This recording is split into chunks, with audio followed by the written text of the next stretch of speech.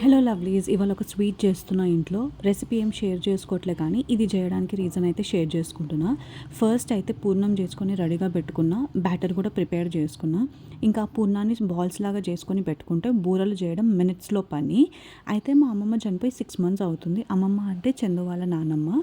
ఆమెకి స్వీట్స్ అంటే చాలా ఇష్టం ఉంటుండే. ఉన్నప్పుడు డయాబెటీస్ వల్ల ఎక్కువ తినలేకపోయింది, బట్ తినాలని అయితే చాలా ఉంటుండే. సో ఎవ్రీ మంత్ చనిపోయిన డేట్కి ఏదో ఒక స్వీట్ చేసి పెడతాం.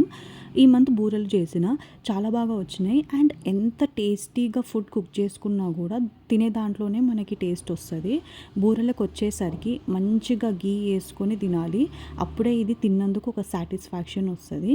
అండ్ బయట ఉన్న లేయర్ అయితే చాలా క్రంచిగా ఉంది. మీరే చూడండి ఎంత క్రంచిగా ఉందో.